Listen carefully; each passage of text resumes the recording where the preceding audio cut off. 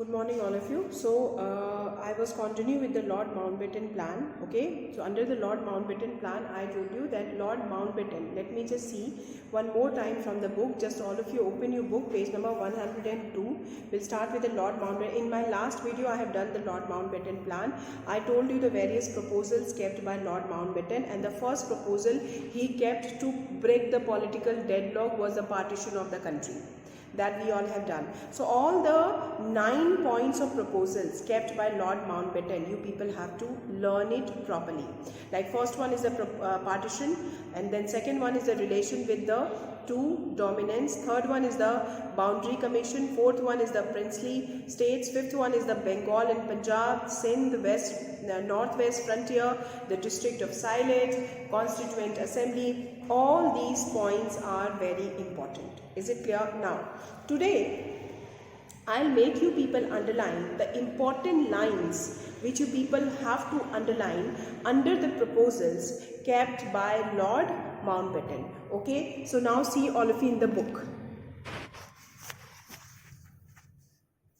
Okay, this is Lord Mountbatten one. Okay, this is the Lord Mountbatten. Okay, which I have given you people. So you see here the first point: for the purpose of taking necessary steps. For the purpose of taking necessary steps for the transfer of power to the Indian, Lord Wavell was recalled, and Lord Mountbatten was appointed the new Viceroy. Lord Mountbatten assumed office of the Viceroy and Governor General in 1947. Is it clear? Then, next paragraph, which is important, that Lord Mountbatten found that it was difficult to solve the deadlock between the two parties. Mountbatten realized that the cabinet mission plan was unworkable and a partition of India was inevitable. Therefore, he sought to effect the transfer of power without any delay. This whole paragraph. Is it clear? So this much you people have to underline under the Lord Mountbatten. Then come to the Mountbatten plan. Okay, under Lord Mountbatten plan, you people have to remember Mountbatten put his plan for the partition of India before the big seven leaders, that is Nehru, Patel, Kripalani, Jinnah, Liaquat, and Baldev Singh. Is it clear? The Congress accepted the plan, and Jinnah undertook to do his utmost to make the plan work. The plan was announced on June 3, 1947. On the same day, Gandhiji, only till here. Is it clear to all of you? Then, let us start with the main points of the plan. First one, partition. The first point is partition. The country would be divided into two dominant, that is India and Pakistan. That is the first proposal. The second proposal is this one. You just see all of you the second proposal. Under this, which you people have to underline, it was for the dominants to decide what relation they would have with the British Commonwealth and with each other. This is the second point. Then boundary commission. Under this, the plan provided for the creation of boundary commission to settle the boundaries of the two dominants. Till here. Then after that, the princely state. As regard the princely states, the treaties with them would come to an end. They would be free to associate themselves with either of the dominants or to remain independent. Is it clear? Then with Bengal and Punjab, what they have to do, the partition of Bengal and Punjab was proposed, only this much. Okay, then Sindh, what about Sindh? The Legislative Assembly of Sindh was to take its own decision at special meeting.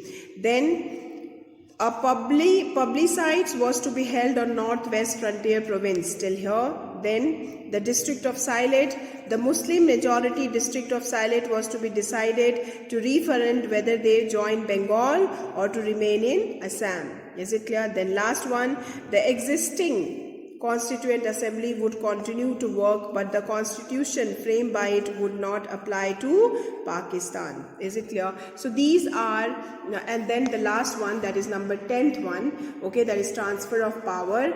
The plan ended with declaration that the transfer of power would take place not in June 48 but earlier than that.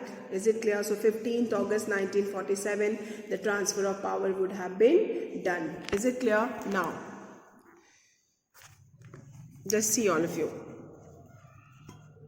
and try to understand now. Okay, now try to understand.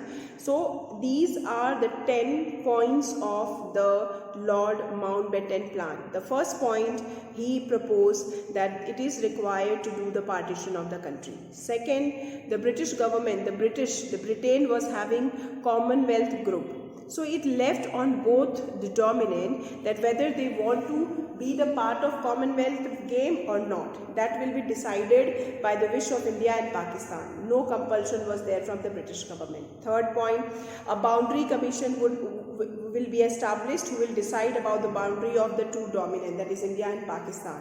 Fourth point, the princely state. A full freedom is given to the princely state that whether they want to join India dominant or Pakistan dominant, that freedom is given to the princely state. Fifth point, Bengal and Punjab. They have proposed the partition of Bengal and Punjab was proposed. Sixth point, Sindh.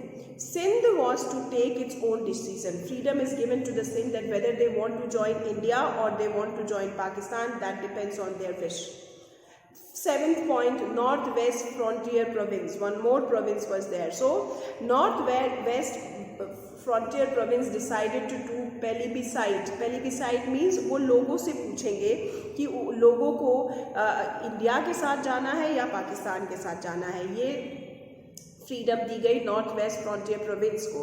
The district of Sylhet was the Muslim majority area, all right, and full freedom is given to Sylhet that whether they want to join India or they want to join Pakistan. And then ninth one, it was decided to frame the Constitution of India, but this Constitution will not be applicable for Pakistan. Pakistan will make its own Constitution. And last point, transfer of power. It was decided that the transfer of power can be done much before 1948, and they have decided the date to transfer the power was 15th August 1947. So this was your Lord Mountbatten plan. Now today we need to study the next topic, that is called acceptance of Mountbatten plan. Why the Mountbatten plan are being accepted? What was the reason behind the acceptance of the Lord Mountbatten plan? Okay, why Congress has accepted the Lord Mountbatten plan? Because Congress was never in favor of the partition of the country.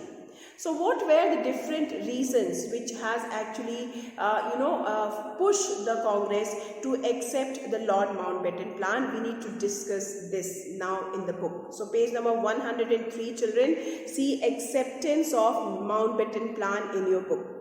The historic pronouncement was received with the mixed feeling by the public. The nationalists deplored the partition of India, while the Muslim of the League were not fully satisfied with the way Pakistan was divided, but they accepted the plan or partition. Okay, so Muslim League was happy that at least Mountbatten plan has took the decision to do the partition of the country. Is it clear? So they are happy for that. So they have accepted the proposal of Lord Mountbatten plan. But what about the Congress? Why Congress has accepted? We need to discuss this now. You see the second paragraph. All India Congress Committee accepted the Mountbatten plan because according to Maulana Azad, the Congress has no other alternative. Congress ने क्यों accept किया? Why Congress has accepted the partition of the country? Because Congress was having no alternative. Congress thought that if we will not accept this plan, then the country will burn like this in the communal rights, and Muslim League will not cooperate with the government in any ways. So Congress has accepted the Mountbatten plan because Congress party was having no other alternative than to accept the plan. Then The reason for finally accepting Mountbatten Plan are 6 reasons given in your book. And question comes that why Congress accepted the Mountbatten Plan. Give the reason. So you have 6 reasons. See the first reason. The large-scale communal riots had engulfed the whole country. In the whole country, communal riots was going on. Hindus were killing Muslims, girls were being tortured, Muslims were killing Hindus. So a large, means whole country was under the trap of the communal riots. That has actually, and Congress was knowing that the solution of this communal rights is only if Congress will refuse to accept Mountbatten Plan, then this communal rights will increase further. So that's why Congress thought that now to stop this communal rights which has actually captured all over India, we need to accept the Mountbatten Plan. So that's why Congress, the first reason why Congress has accepted the Lord Mountbatten Plan, the first reason was large-scale communal riots that engulfed the whole country. And Congress thought that if partition of India cannot be done, these communal rights are not going to be, solved. So they accepted the Mountbatten Plan. The second reason, the League had joined the interim government to obstruct and not to cooperate. Okay, so what interim government was formed in India, because British government has thought that now they are going to leave India and India is being ruled by Indians. So British government has formed one interim government. And Muslim League has become the part of that interim government to create, obstruct and not to cooperate with the Indian government. Then experience of working with League had convinced the Congress that it would not have a joint administration with the League. So Congress understood this. When they have seen the behavior of the Muslim League in the interim government, they decided this, that it is very difficult to have a joint administration. It is just impossible to have a joint administration with the Muslim League, and that is why Congress decided to accept the Mountbatten Plan. Third reason, the only alternate to partition was federation with a weaker center. Obviously, the Congress thought that if we will not accept Mountbatten Plan, then we will have a central government with so much of weak central government. Weak central government means what? That a smaller India would have sent a strong central authority and bigger state with a weak center. Okay, so that's why, so Congress has seen that if we will not accept the Mountbatten Plan, then central government will become weak. And the state will become more powerful, and there may be every possibility that that state can going to overpower the central government. That's why Congress has accepted the Mountbatten Plan. Fourth point, any further continuation of British rule would mean a greater calamity for India. And Congress was knowing this, that if they will not accept the Mountbatten Plan, then British government is going to rule over India. So they thought that it's better to accept the Mountbatten Plan so as to throw the British government out of India, because if British government will remain in India, it will create greater calamity for India. That is the fourth point. Fifth point, the leaders felt that further delay in the transfer of power would find India in the midst of civil war. And at that time, the civil war was going on between America and Russia. Okay, and Britain was a part of America. So the leaders of the Congress felt that if they will not accept the Mountbatten Plan, then they are going to, throw India in the civil war. So to avoid India from the trap of civil war, they decided to accept the Mountbatten Plan. And the last point, the leader felt that partition would rid the constitution of separate electorate. Yes, because Muslim League was saying that if partition will not be accepted, then they were demanding for the separate electorate. Means they were demanding that Muslims are going to represent Muslim leaders and Hindus are going to avoid the constitution from the problem of separate electorate, Congress decided to accept the Mountbatten plan. So 6 reasons were there why Congress accepted the Mountbatten plan. The first reason was the large-scale communal riots which has captured all over the country. The second reason, the Muslim League has joined the interim government to obstruct and not to cooperate. Experience with Muslim League in the interim government made the Congress to accept the Mountbatten plan. Third point, the Congress was having thought this, that if we will not accept the partition, then we are going to have a weak central government at the center. So to avoid the problem of weak central government at the center, Congress decided to to accept the Mountbatten plan. Fourth point, Congress knows that if any further continuation of British government, British rule in India would lead to greater calamity for India. So they thought it's better to accept the Mountbatten plan.